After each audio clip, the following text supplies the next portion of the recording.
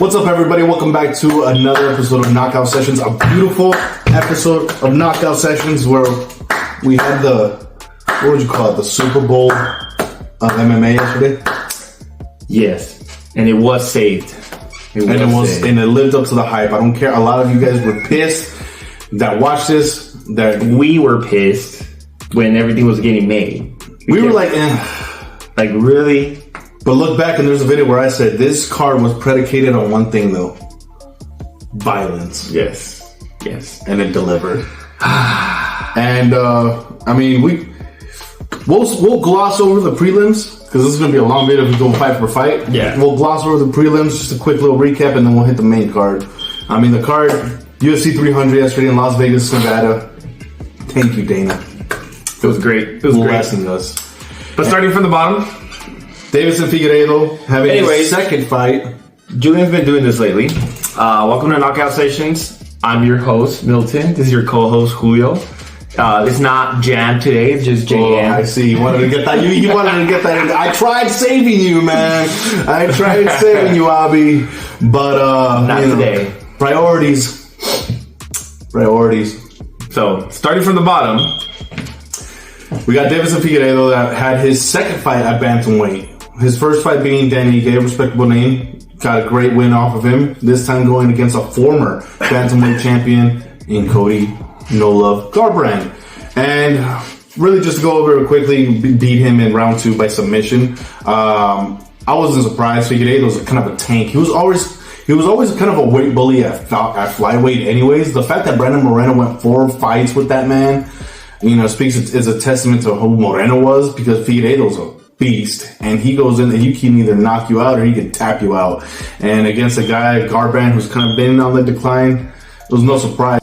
Chito Vera versus Figueiredo. Now that Peter Yan is going to be out for a significant amount of time, let's get Figueiredo and Peter Yan in there. Yeah, I mean Figueiredo and Chito Vera. I'm sorry.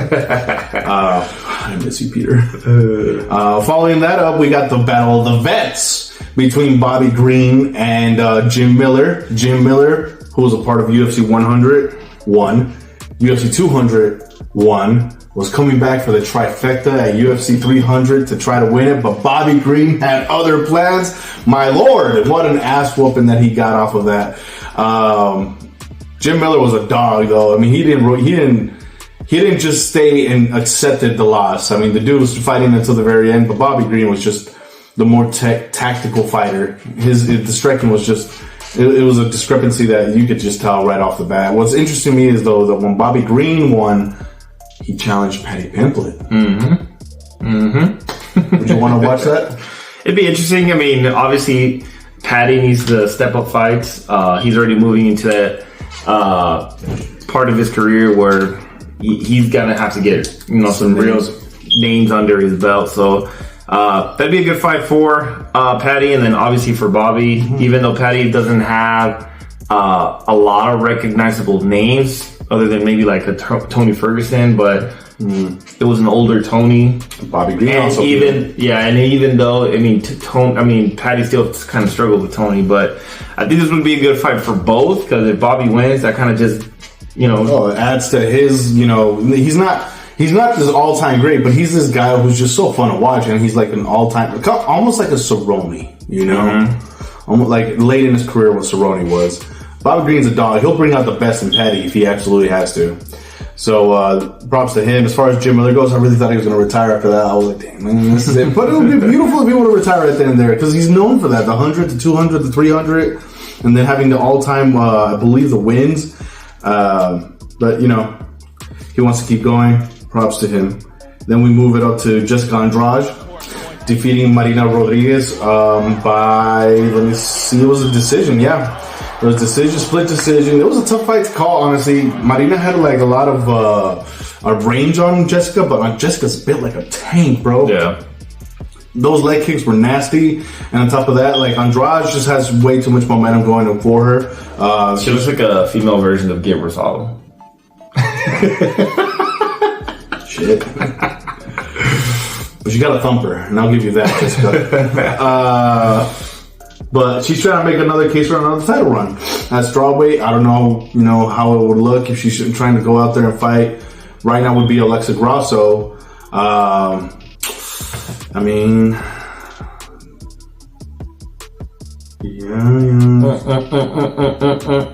Oh, I'm sorry. Flyweight is Alexa. I was looking at the wrong division. It was actually John Wayne Lee, which we'll get there. I don't know, man.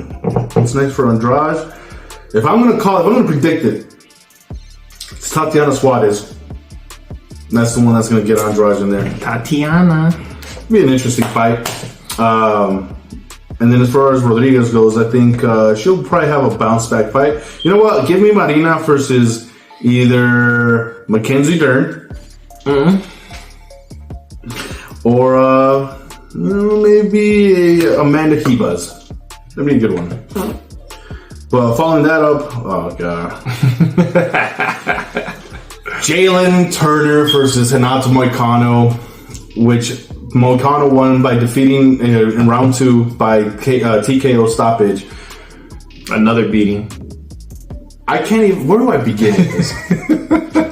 The fact that when you look at this and you saw the fight and you see Moicano beat him and took him out in round 2, knowing damn well in round 1 Turner could have finished it, but that IQ really fucked him. You try to get flashy with that walk-off KO. I know what you wanted, Jalen. You wanted that 300K. That's really what you wanted, but you're gonna regret that now for a couple of weeks. Now you're gonna regret that. You showed horrible fight IQ. And out to Moicano with that. Did you watch his post-fight interview? Dude, Money Moicano. Money Moicano? Money Moicano. He says, I can't afford to lose. He said, Dana, I want more.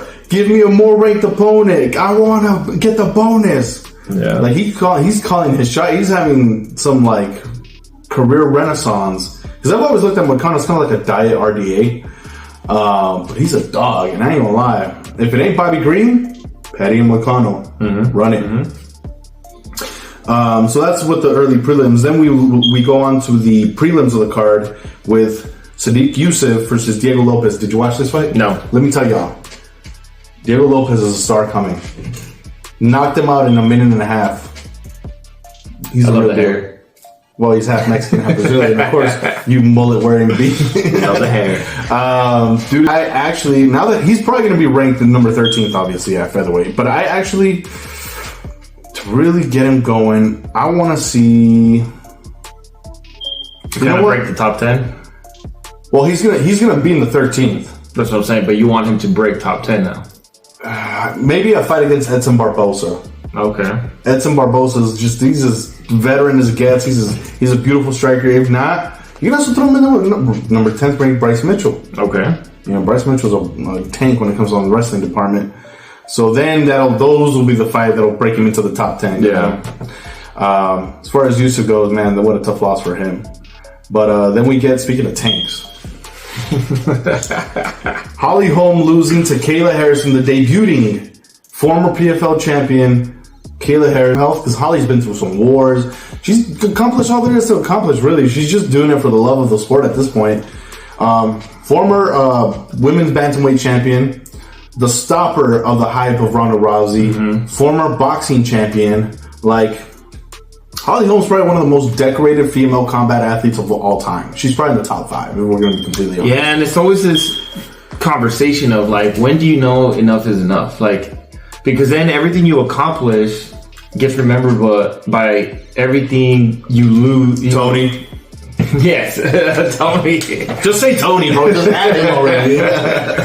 You know what I'm saying? It's like, sometimes these fighters need to know when to leave when they're on top, you know? So, well, no one's gonna knock Holly for really losing to Kayla. Kayla's just, bro. She's built like a gorilla. Like, she just went in there and just manhandled Holly. She's really done that all her career. A lot of people that don't know Kayla, she was doing that a long time in PFL. Really, the only way to give Kayla problems, which is funny because that was Holly's whole bread and butter, is through the striking. If you can outstrike Kayla, you're gonna fluster her. But Kayla, props to her calling her shot already, saying that she wants either Raquel Pennington or Juliana Pena. She doesn't matter. It doesn't matter to her who's champion. Yeah. She wants the title shot next after them. The interesting thing is that a certain lioness out there tweeted, "Oh, no call out for me? Let's see how this develops." What does that tell you? The return again? If Kayla gets her hands on that belt, and Kayla can continue to look dominant, we might have a women's super fight. Yeah. And I'm here for it. It would be a nice comeback and a good finale at the same time. Even if she lost, you know what I'm saying? Nunes. Yeah, because if she loses, nobody's going to knock her for it. She's still the GOAT. Yeah, that's what I'm saying. But if Nunes can come back and beat Kayla, man, that just adds even more to her. Yeah, because she's going to pull a GSP. Beat Cyborg, beat Kayla Harrison, beat Valentina, beat Ronda Rousey. Dude, that is Jordan level resume, right? Everybody that came to your doorstep, you took out. Yeah. So, props to the women's division. There's finally some shakeup in the division after Nunes is gone, and Kayla's going to be the one to kind of lead that. Speaking of division changing, Aljamain Sterling moving up to featherweight division to fight returning Calvin Kattar, who number 8 ranked, was not fighting for the last year because he was out all 2023.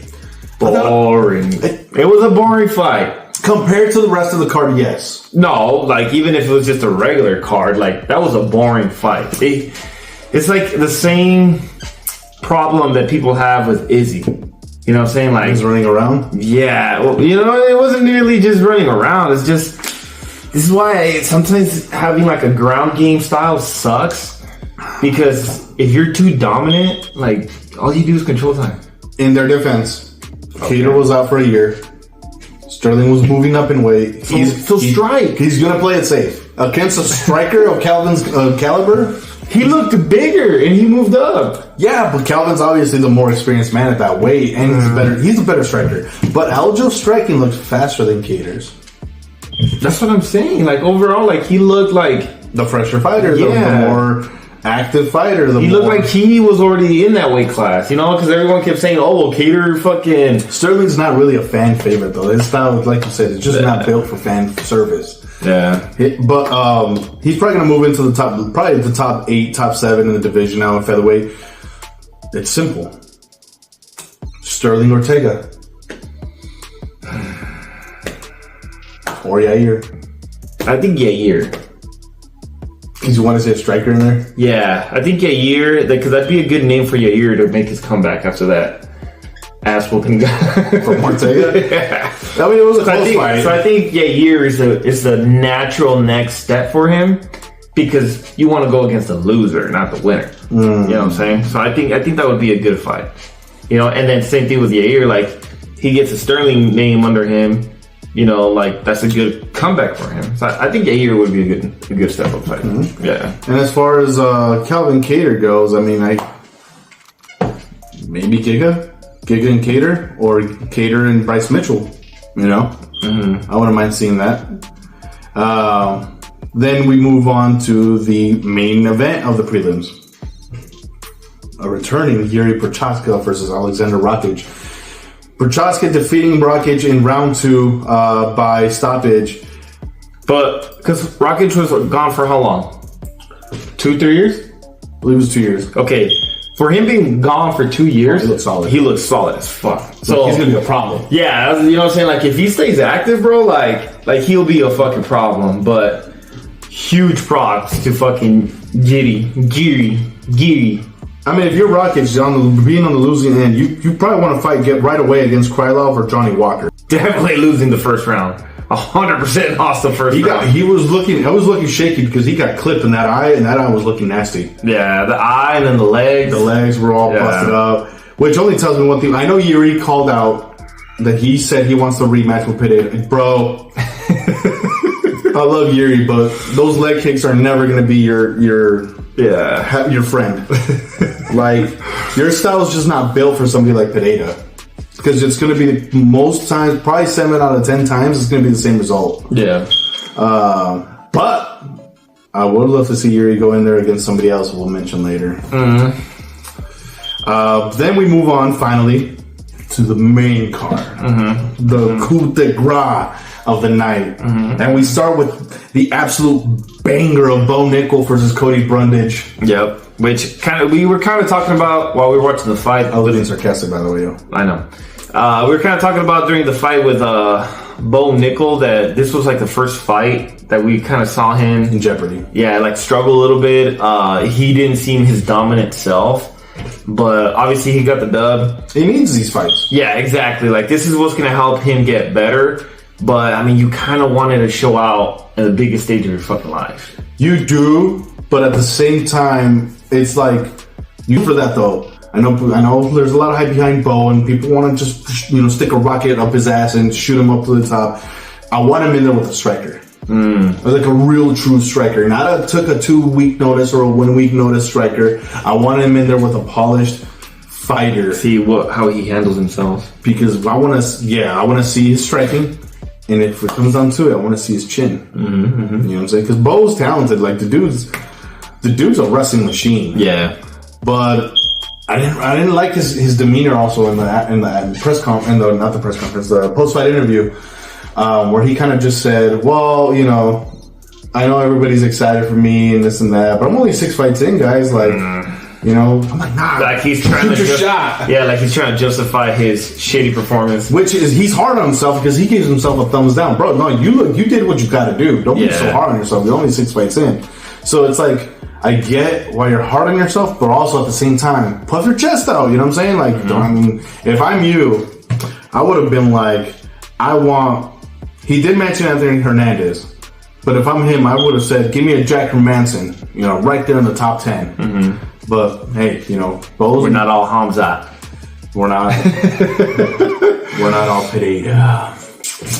But we move on from Bo Nickel to the battle of the lightweights of Charles Oliveira versus Armin Saryukian, who looks like our missing intern.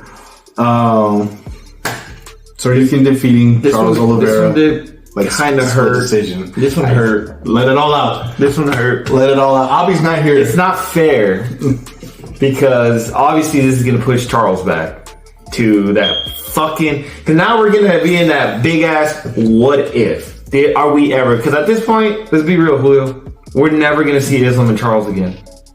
That's just a fact. We're never going to see them fight. Chances went dramatically lower, yes. He was right there to be next in line, and he never got the shot. There's no way we're going to see this again. Because he was posted with... The only way we're going to see this again is if Armin gets the title shot, beats Islam, and then we're going to see Islam and Charles, but it's not the same. It's not the same. The stakes aren't the same? No, because then we're going to have Charles and Armin again, and I mean, this was a very good competitive fight. Very good competitive fight. I think everything just landed on the last round. I think it was 1-1, and that last round was a little tricky. It was a little tricky. Charles could have, done a little more, but it was a little tricky, The only thing that's gonna save Charles if his army gets suspended or something from fucking knocking out that fucking dude in the crowd. Did y'all see that? Bing! And Dana talked about it in the press conference. What did he say? He's like, what is your thoughts on Armin kind of hitting that fan on the way to the walkout? He's like, yeah, you don't grab the fighters when they're all pumped up going through the tunnel. I'll be ready for that fucking lawsuit on Monday. Fuck. Like, even he knew, he's like, shit. Yeah. But he didn't look like he was mad at Armin. Well, of course not. I mean, he made billions off of this. What's a couple million thrown to that fucking dude? Man. But, props to Saryukian. Here's the thing about Saryukian. And I was telling our fallen comrade right now when I saw him earlier. Sorry, I know that stings for you a little bit. You disappointed him.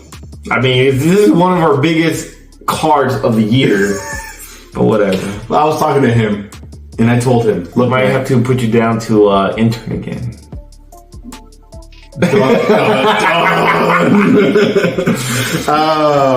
were talking, and I told him, I feel bad for Saryukian. Because he was just the man that was facing the most popular fighter that night, and he was getting booed to hell. Yeah. And he shouldn't get booed because skill set wise, they're right there. Saryukian's a tank. Yeah, he's they're right there. He's got some of the nastiest elbows. He does have some cringy qualities to him. A lot of guys of his nest are like that. Which I can see rubs a lot of people the wrong way. But dude's a tank. Yeah. I mean, if you go neck to neck with someone like Charles, you know what I'm saying? Like that, you're not a nobody. Yeah, like that's speaking volumes. And then his growth, because he's so young. Yeah. He's only about 27. And then, you know what I'm saying? Like you're talking about another 3-4 years of high quality fights. Like his tools are going to be on point. His prime is going to be scary if he keeps it short. Yeah, and honestly, at this point with Islam's inactivity, we might see a fucking rematch. No, well, not just a rematch, but we might see Armin actually take out Islam just by being active. You know what I'm saying? By having a fight sooner than Islam. You know what I'm saying? Yeah, I mean, Armin is the toughest fight that Islam's had in his entire career. Okay, fuck Charles, fuck Volk. Yeah. I'm not playing. Armin is the toughest fight I can argue that Islam's ever had. This Armin could probably present different problems for Islam. Well, assuming he ever has the balls to come out of hiding. Well, he does, and we'll get to that later. Okay. But I think for Charles, what's next, he's probably going to fall down to 2, only because there's a lot of shakeups going on right now. But he's only going to fall to 2. I actually probably predict either he's going to fight a rematch against maybe a Justin Gaethje. We'll get to more of that in a second. Or maybe he takes on Mateusz Gamrot. Gamrot has been gifted that top 5 spot. Okay. Just, continues to get lucky. And Oliveira will be the ultimate fraud checker. Yeah, 100%. So, I hope it's Gamrot. You know what I'm saying? Because there's a lot of shakeup coming in this division soon. As far as for Armin, it's simple. You're getting the title shot next. Yeah. You should not fight anybody outside of Islam or potential somebody else. We'll get to all that later. But I know for a lot of Charles fans, disappointing. It was heartbreaking. It was. It is because of the amount of time and everything he had to get through. Like, the dude fought Beneil Dariush, and he just fought Armin Saryukin. When most guys get a title shot immediately, like, I can guarantee you, when Islam loses that title, he might get an immediate rematch. Fucking swearing. Fuck. Anyways. Oh, man. Anyway. But we move on. Oh, man, let me give a moment of silence right now for Justin Gaethje. Because the man didn't have to do this. He didn't. He literally kind of went through kind of the problems that Oliveira did. He literally said, I want to fight at UFC 300 because our champion is inactive. So let me put on for the division. And he went in there and he faced a game Max Holloway. Holloway defeating Justin Gaethje at round 5 at 4 minutes and 59 seconds by knockout. And it was you know what? I'll let you. No, I mean, please. Like, that was just one hell of a performance from Holloway, bro. And like you said, like, hey, my hat's off to Justin, bro. Like you said, he did not have to give Holloway this fight. But if we're being honest, bro, no one expected this out of Max. Everyone thought Gaethje was gonna piece up Max, and we were just gonna see Max surviving in there. You know what I'm saying? Like, it was gonna be a bloodbath, but it was giving us vibes of Tony Justin. Yes, you know what I'm saying? Like, it was just gonna be, survival for Max. No one thought that because he was moving up, and obviously Gaethje is a motherfucking badass who's taking on everyone in the fucking division. That, you know what I'm saying? Like, he was gonna be able to just piece up Max, but holy shit. You know what's funny is that Dana White in the press conference said, I want the truth and I want nobody to bullshit me. How many people thought Max was going to win? And he's looking at us like, that's what I thought. 100%. And honestly, like, we thought this was going to be just a badass fight, but one-sided fight. We thought it was going to be one of two things. It was either going to be one of the saddest things that we will have to watch because of just the amount of damage that Max Holloway is going to take and how much his chin... Really, we thought this was going to be how much his chin could take. Yeah. Or it could have been a firefight. And we got a firefight. But we didn't get the way we expected. And one of my questions, though, is... if Gaethje wouldn't have gotten his nose broken, do you think the fight would have gone different? Because even with his nose broken, like, we saw little highlights here and there where, you know what I'm saying, like, Like the legs kicks Oh, were making Holloway some severe damage. That's what we saw immediately in the first round, where like, oh fuck, yeah, like fuck, Max is done. Like he needs those legs to set up his fucking punches, right? And he put so much weight on that. His legs are already fucking bruised up in the first round, but then he does that spinning motherfucking back kick, and just breaks Gaethje's nose, bro. Which is going viral on our Instagram. Everybody go and follow. Thank you very much. So everybody, all those 5,000 people more than that going up. Thank you for your love. But go subscribe to our YouTube. Thank you. Max Holloway just... Here's the thing about Max Holloway. The reason people were doubting him is because there's still this sour taste in our mouth about those 3 losses to Volk. Not mine. I've always been a Volk fan. I mean, let's call it what it is, though. He was robbed in the first fight. Okay, but he got pieced up 2 times. He was robbed potentially in the second fight. No, he wasn't. We can rewatch that. Okay. The third fight, he got pieced up. steamrolled. Yeah. Like for 5 rounds. And that's what we thought was going to happen with Gaethje, at the very least. Yeah. But holy shit, this man came back and he's only 32. Yeah. We were just saying yesterday how this man at between 20 to 30 has already had a Hall of Fame career. Potentially now between 30 to 36 could probably have a second man's Hall of Fame career. Yeah, 100%. Because now it's like, because if you look at Holloway, bro, like he almost took no damage. no, You know what I'm saying? Like, other than the leg. yeah, the leg and then a couple bruises here and there, but like compared to like other fights, you think back to again the Volk fights, the Ortega fights. Max is the dude who was just fucking right here. Let's fucking bang it out. Oh, dude, but I literally told him a minute before, bro, if Max goes in there, points to the ground and says right in the middle, he's going to be so goated. We saw that, and then we're like, oh shit. Damn. And then that knockout happened, bro, we jumped out of our seats. That was epic. That was probably, is this fight of the year? So far, 100%. I don't think there's anything so far that will ever top this. I feel bad for the 2 men that can top this.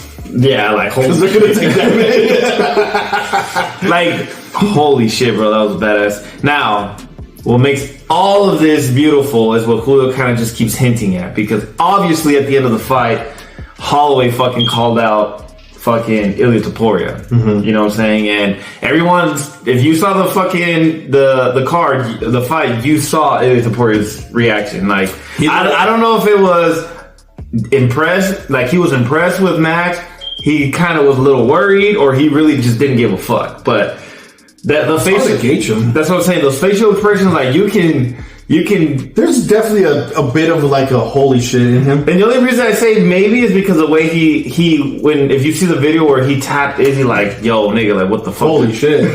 Like, that's what I'm saying. There was holy shit in his eyes. Yeah, but like, fuck, bro, that's gonna be a good fight now. Well, we'll get to the hype is there. Well, no, we can get to it right now. Like, it's right here. Like, the hype is there because 1, he called him out, but 2, like the question was, what is Ilia gonna do? You know what I'm saying? Like, is he gonna take the Volkanovski? No, I'm fucking just saying, bro. Is he gonna take the Volkanovski rematch, or is he? Well, you got the post that I sent you, right? Well, let's talk about it. Bring it up. You bring it up. It's gonna be right here for y'all to see. I'm proud of Ilia. I really am. These are the things that make a man. Like, if Mac went, not if, when Max and Ilia fight each other, this is gonna be it's beautiful for both men, because if Max goes in there, as a BMF champion now, he's got the cachet, and he beats Ilia Topuria, the dude is just adding to such a fucking stacked career. Yeah. And I was having this argument with our... Where's she at? Well, it's a he, man. Anyways, he knows who he is. We were having this argument that if Max goes back to 45 and beats Ilia Topuria, I know everybody pegs Volkanovski as the GOAT, but now we can debate it again. Yes, debate, but not solidified. Yeah, solidified. Because obviously Volk has done what Max has plus more. Yes. You know what I'm saying? But if Max and it goes back to what I told you the last time. Like, Max has always been that solid number 2. It's been I know, but like, is it not true? You know what I'm saying? Like, you can't. Him and Robert Whittaker. You know what I'm saying? Like, you cannot fucking talk to Volk without talking to Max first, right? And that's where Ilya kind of was like, he kind of got lucky. And I'm not saying he would have lost automatically, like, because no one saw this, you know. Well, we all initially thought the rematch was coming. With who? With Ilya and Volk. No, that's not what I'm saying. I'm saying that Ilya never took on Max first. And that's what Max has been alluding to. That's what I'm saying. Like, everybody's gone through me. And that's what I'm saying. And that's what I'm saying. Like, you can't go to Volk without talking to Max. That's what I said. And Max took offense to that. And me too. I mean, because you can't. That's what I'm saying. Like, he's always been a solid number 2, and which is the reason why we had a trilogy with Max and Volk, because obviously you can't talk to Volk without talking to Max. So, you know what I'm saying? Like, and the guys that did, for like Ortega and Yair, that did fight Volk, they had already gone through Max. It's just that they had to go through detours. Yeah. You know what I'm saying? Like, through certain circumstances that Max... Because obviously you can't keep repeating the fucking same fights. Like, you know what I'm saying? But I think Max versus Ilya has all the makings of being... If we thought this was fight of the year... That could potentially be fight of the year. They're not coming out the same. Yeah. Because both of those styles make fights. Bro... I know Max says he's probably the best boxer in UFC, and I believe it. He's top 5. Dude he keeps backing it up. But Ilya's boxing is there. Okay, and that's what I'm saying. Like, now you can't just count Max out though. Like, no. You know what I'm saying? Like, I think Max, you could have maybe before doubted him, but like, this is a solid fucking fight now. Hot take, and y'all tell me on the comment section what y'all think. Right now, Max is a more dangerous fight for Ilya than Volk is. Yeah. I'm sorry Volk. I know Volk is going to be pissed about this. Yeah. He really wants this. Which I think I saw something that Volk responded to the victory, where I think Volk said Ilya better not think about taking on Max. Ilya, go. I'm sorry. I know. I get it. Ilya wants to really prove to Volk that he's a man, because Volk has all these claims and he was really begging for the fight. But I'm telling you, bro, for your star power, because now we get to what happens for Ilya if he beats Max. Yeah. You beat back-to-back the 2 featherweight goats. You beat the BMF champion. You are more than welcome to go fight Islam at that point. Oh, 100%. Now I'll be like, yes, Julio. He is it. My prospect is finally is 1 of 100. Finally, fucking. We'll get to another prospect. Okay, but anywho, but now kind of going back to Max though. But like you kind of were alluding to earlier, but Max has options. Yes. It's not just Ilya. Like now, I mean, kind of we're going back to, because look, in a great world, Max will go back, fight Ilya, just handle business, and then move back up, and then start his second half of his career. Can you imagine having 3 belts? Max would be GOAT. That's what I'm saying. He'd be GOAT over. Not yet. If he the debate is there. Yeah, but like if he goes and starts his tear at lightweight. Yeah, like if he starts his tear at lightweight, like, bro, holy shit. But it's because that image of the BMF belt around your waist and then the 2 belts. Dude, that's pretty goated. Yeah, 100%. That's hardware goated right there. 100%. Like, that's a whole lot. But Max is young enough to do it too. That's what I'm saying. So like, if Max doesn't take on Ilya, what is good for him? For Max at lightweight. Which I think would have been... I think Charles is a good fucking fight. It's going to hurt, but it's going to be a good fight. A rematch between Max and Charles? Because that would give Charles a solid reason to stay as number 2, right? But if fucking Max beats Charles... I'm making a lot of hate for that too, though. I mean, love and hate. Like, holy shit, bro. That's going to be if you're Max, you fight Armin. No, I mean, Armin's going to go for Islam. And come on, like, it's fucked up. Like, why are we going to pin Armin against Max? Like, I feel like you... No, I didn't become a fan, but I'm going back to the way that Charles fucking... It's because Islam's fighting Dustin Poirier. When? I told you that. I knew you didn't know. Oh my God, he's getting a live reaction. It's official. For when? It was part of the slate that we're going to talk about right here too. Oh my Lord. Well, I fucking said bring it up.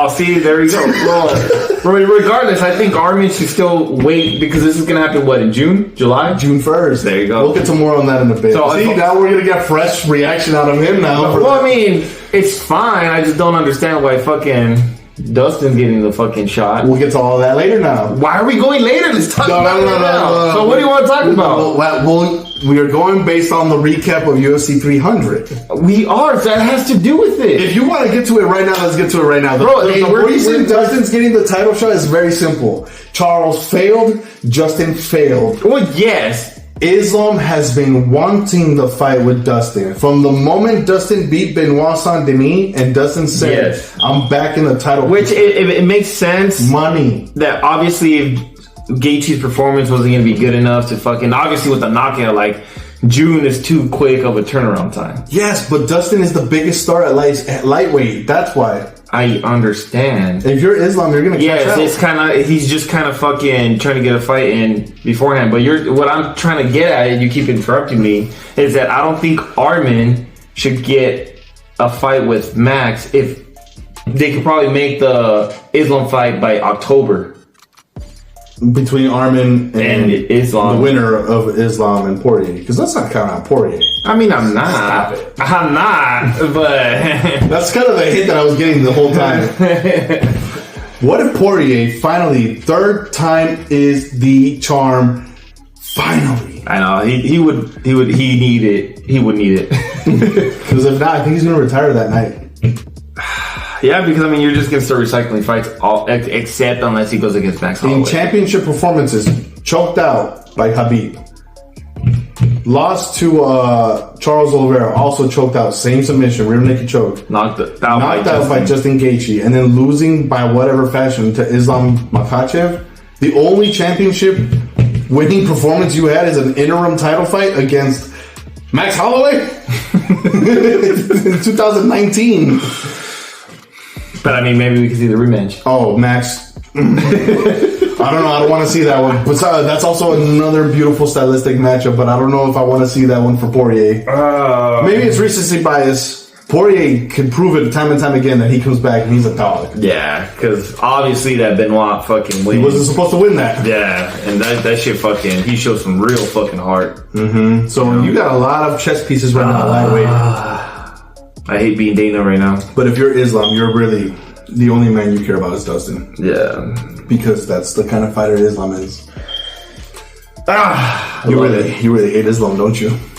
I hate his inactivity. He's doing what fucking Khabib. Charlo does at 160. He holds a belt for 3 years fighting nobody. Come on. It's not that bad. I mean, obviously not, but obviously, like, it's more like I mean, Dustin obviously is deserving out of... And obviously everyone now, because everyone just fought. That's what I'm saying. And everybody, literally the two names above him lost in spectacular fashion. And really the only one deserving, really, I'm going to be honest, I think Armin is more deserving than Dustin is, but I get That's it. what I was trying to argue, yeah. Yeah, Armin is definitely more deserving than Dustin is, but I get it too. Yeah. I get where this is going. And Armin just went through hell with Charles Oliveira, so yeah, you do have a point there. Now, as far as like, where does everybody go from here? You match up Oliveira and Gaethje.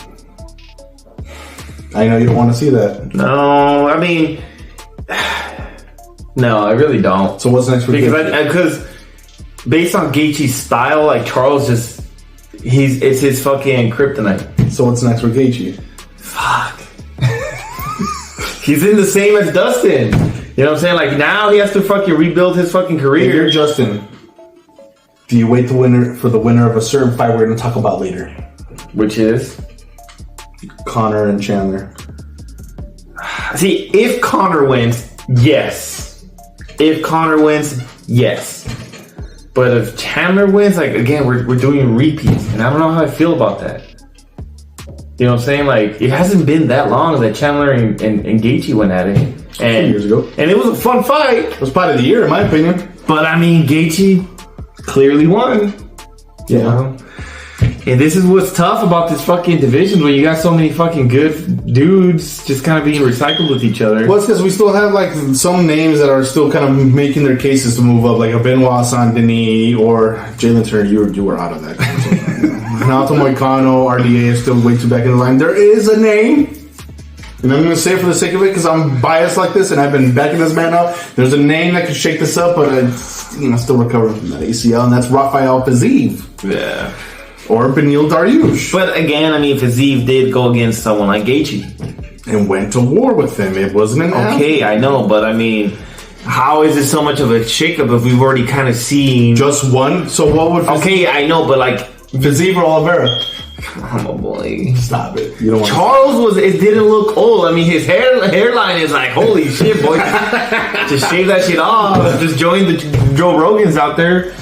But, you know what I'm saying? But it's not like, I mean, I know he kind of hints at that, oh, he's hitting that 35 pretty soon. But, I mean, he didn't look 35. No, I'm not saying Charles looked old. But throw him in there with Fiziev. Okay, then throw him in there. Throw him in there. I still think Charles Holloway, though, that'd be a good fucking fight.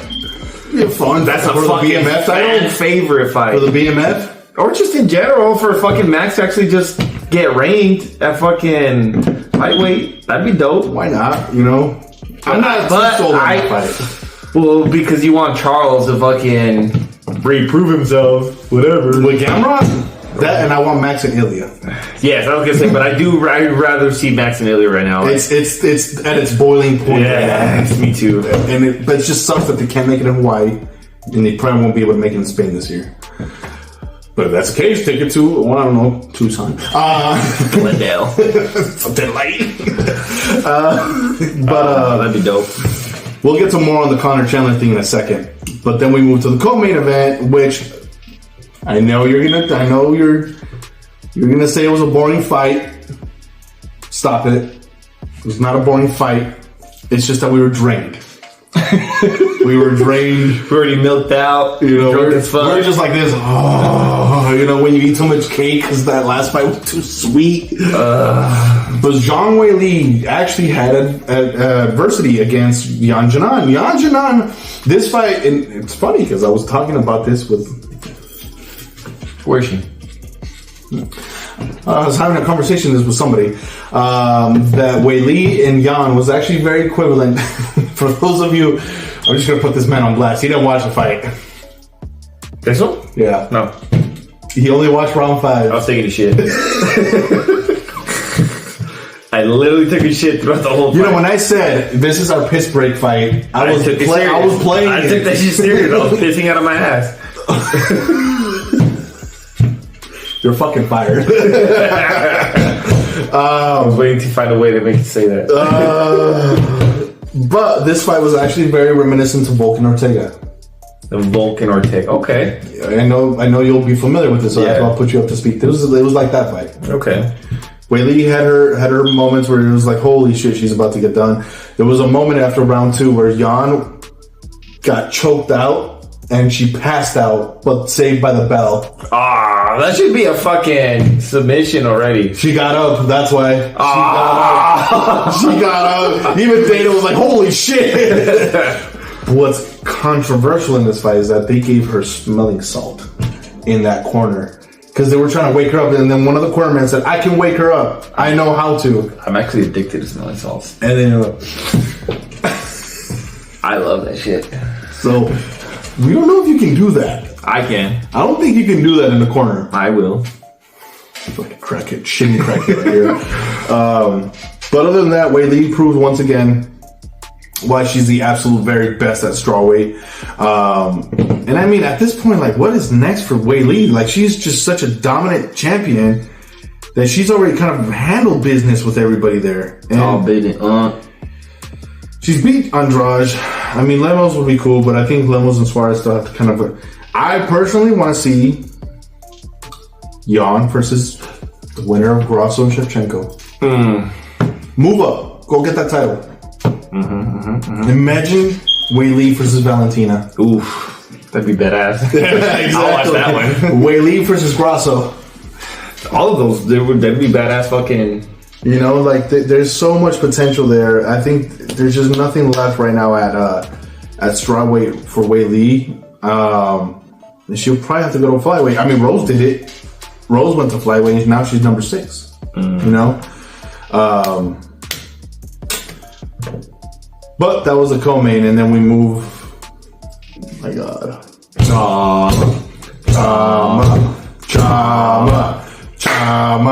Alex Pereira versus Jamal Hill in the highly anticipated fight between the former light heavyweight champion, the lineal champion who vacated the belt, versus Alex Poatan Pereira.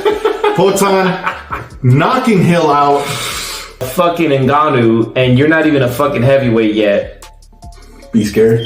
That's scary, my guy. Pereira's avenged his coach's losses. Complete now. Jamal Hill and Yuri Prochazka with Glover Teixeira. Yeah, Teixeira. He is now Alex the Avenger Pereira. And Izzy looked a little scared in the crowd. Izzy looked scared from the. You know what's? Let's get to that real quick. Yes, sir.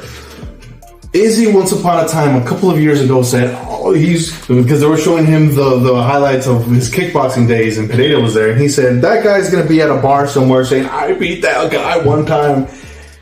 That was the most stupidest interview Adesanya's ever done, because look at how much it's broken the timeline.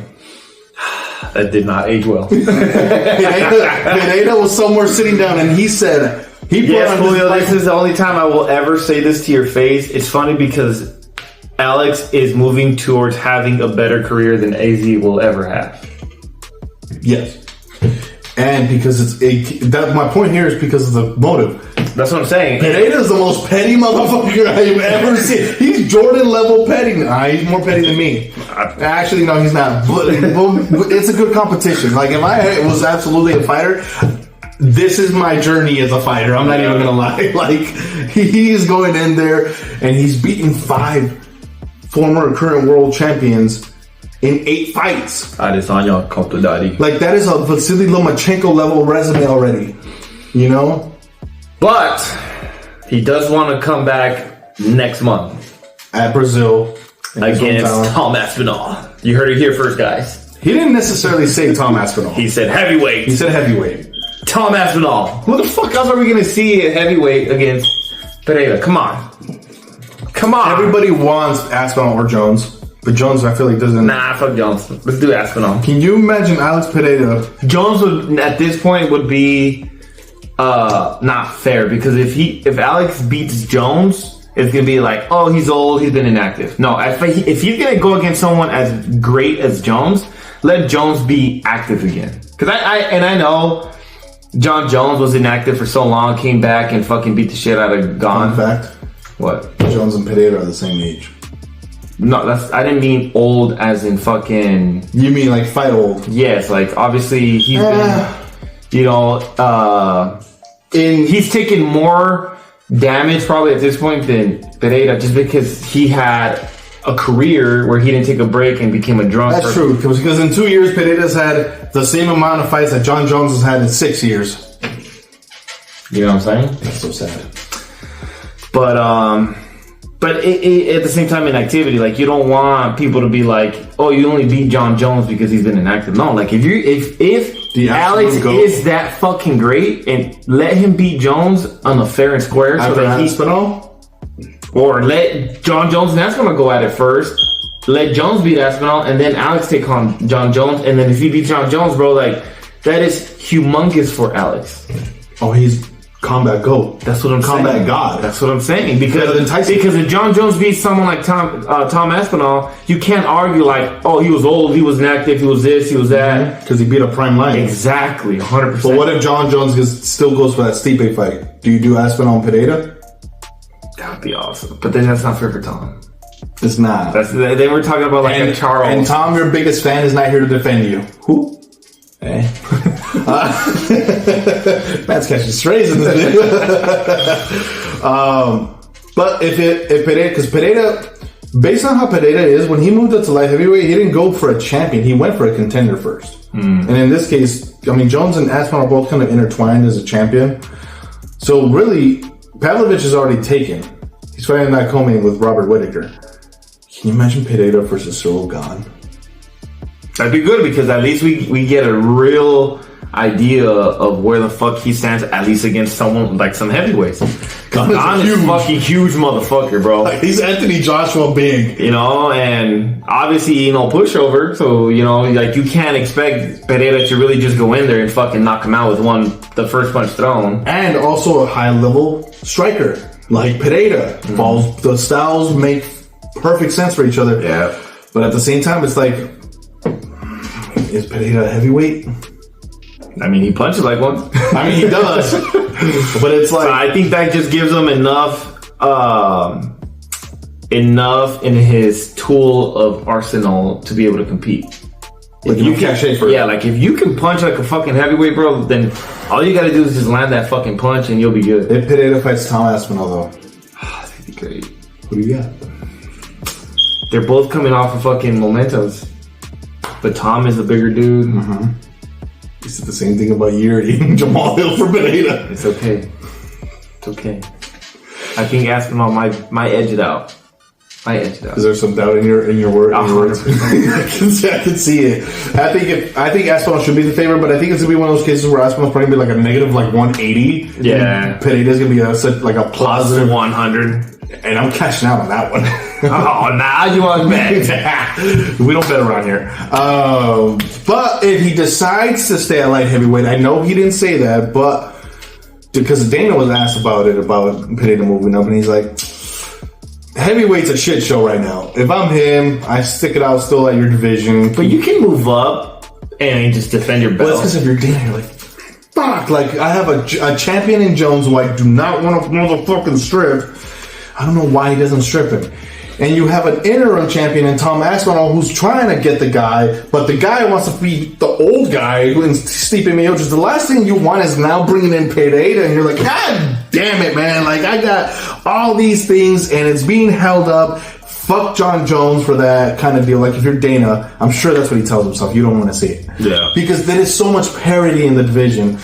And then Ngannou comes back from the PFL. Oh, my God. Man, I wouldn't even doubt that. Imagine Ngannou versus Pereira. Dana's like, look, Ngannou, I need you right now just to kind of stir up the pot. Just, what do you want? $10 million. Dana's not doing that. It's too prideful. Dana's petty. Us bald men are petty. Yeah. But if he decides to stay in his division, Magomed Ankalaev that's the last test. And then it's not really not that. Because anybody ends with an OV, what is it? Anybody that ends with an OV, EV, or UV. Yeah, you can't count them out. You know what I'm saying? But I don't think Pereira is really needing to be tested. I think he's proven. So he's never fought a wrestler on the level of Ankalaev. That is a Dagestani grappler right there. The only closest thing to that Pereira's fought is Blachowicz. We'll see. See how that goes. But hopefully, Pereira's a superstar right now. Dude, you gotta catch him out because you're only gonna have him for another 2 years at the most, maybe. Yeah. As far as Jamal Hill, I hope you woke up, buddy. You had sweet dreams in your life right now. The irony. You can either... I think I would like to see Jamal Hill versus Yuri Prochazka now. Yeah, I think that would be the lineal champions, former champions facing off. I need you to come back in better shape, buddy. Yeah, that long come be looking like mine, boy. Getting tired of that dad bod. Because if that's the case and you're holding back just to fight that, go to middleweight. But with that dad bod, you make me hopeful. You know why? You know why? You know why? Hopeful for what? Get me one of his baddies. Oh my God! You're fucking really fired now. You're really fucking fired. We're not editing that out. Oh, that stinks. That stays now. I hate you. But all of that cap off such a beautiful night of combat. I can't stress to y'all enough. Thank you, Dana White. Thank you, UFC. It's things like that make things like us go viral. Like you guys give us the ammo for that. For thing 1 and thing 2.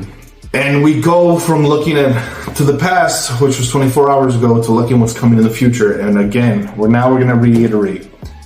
Conor and Chandler's official. July 29th. June 29th, I'm sorry. Yeah. International. Conor was like I said, hold on. Is it time?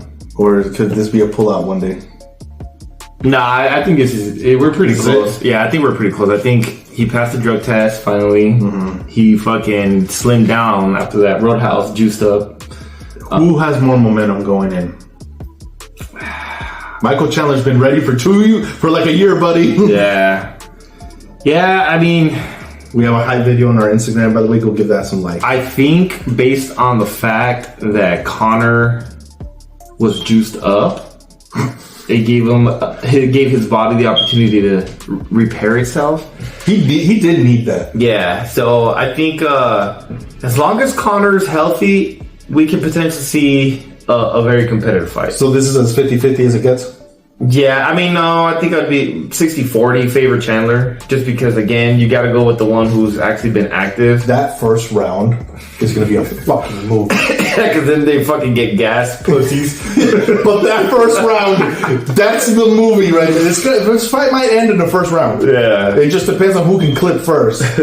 Because if you're Chandler, you're like, dude, finally, I get my payday. I get my red panties. Yeah. Sorry, Amazon arrived.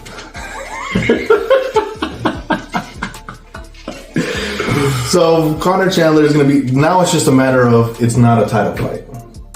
Yeah. You better have a good card for that. I was about to say now. I literally about to say that now. The question Colby is, Covington and Ian Gary added to that press conference. That'd Going to be legends. That'd be dope. Yeah, if we have that, that'd be actually dope. Colby Covington's going to go at.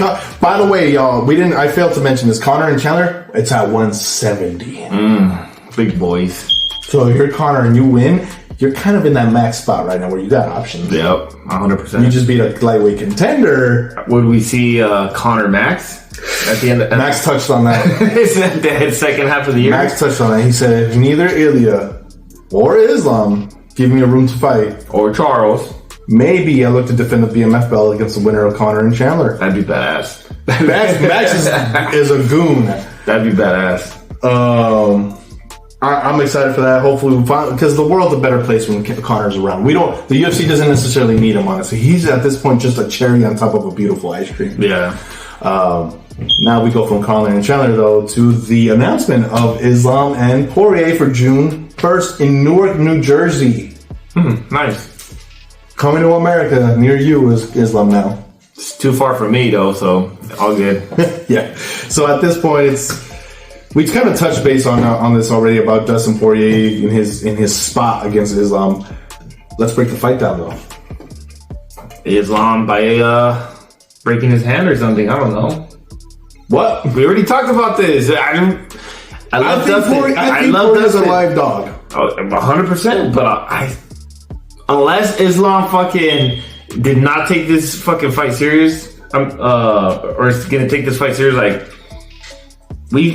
based on Islam's style, again, Poirier is a striker. Islam can kind of do shit out, on his feet, but if he takes it to the ground, bro, it's game over. And he's gonna take it to the ground. Who said he doesn't have jiu-jitsu? He tried. Imagine that. Imagine Dustin gets him.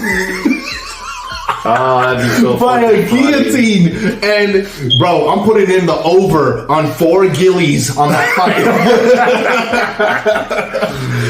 Dude, that would be the most. You didn't think of that, did you? No, I forgot about that actually. Imagine Dustin Poirier by guillotine on Islam Makhachev. That'd be fucking epic. And becoming the champ finally.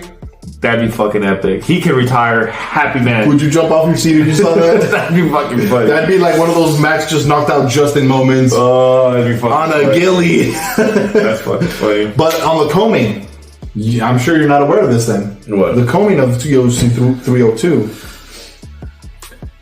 5-round fight. Sean Strickland versus Paulo Costa. I actually heard that. I didn't know that it was being headlined though by at 302? Yeah. Good, it's official. Coleman. Oh, okay. 5-rounder. I mean, I got Strickland. I got Strickland easily. Too. But it's kind of weird for me that it would be that way. Because now it's like, well, now we can officially scratch off Strickland and DDP. Mm-hmm. The rematch is not happening. Mm-hmm. So now, and you got Robert Whittaker fighting Hamza Chimaev. Mm-hmm. AZDDP is happening. But why in Australia? Apparently, they can't make it in Africa. I don't know. You can make it in Africa, and that's enough time to get Kamaru Usman in there as a co-main. I don't know. You know, it just kind of sucks. You could have done Usman Shavkat as your co-main. That would have sucked for Usman, but yes. you want to have a fight that he can win. Why? This ain't boxing. Because if you take it to Africa, come on. If you take it to Africa and he beats a rising star, like we just saw what Max did to Justin. Anything is possible. You know, Shavkat is fucking... Yeah, he's a monster. He's a prospect you don't argue me about. So, I mean, yes, if Usman got the fight in Africa and won, like, that'd be huge. But realistically, I don't think that's going to happen. Well, no. But no matter what, it's happening in Australia, so whatever. Potatoes, and Volk might have to find a new dancing partner in Australia. Yes, sir. Volk or Taker 2. That'd be fun. You know, it'd be fun. Because we want to see it. Yeah. We want to see Max and Ilya. I do. But aside from all that, got more news coming up for you guys soon. We'll see where life takes us from here. But the only thing that I can guarantee you is that I need y'all to hit the like, the share, the subscribe button. Shout out to our boy Raymond, who's always being supportive and gives us these DMs and beautiful, beautiful shouts out. We got you, my boy. We're supportive of you too. I don't know what the hell that was, but we got you. So fly away, young bird. And if anybody sees Abi, please bring him back home to us. Who that? He's missing. Later, y'all. Peace.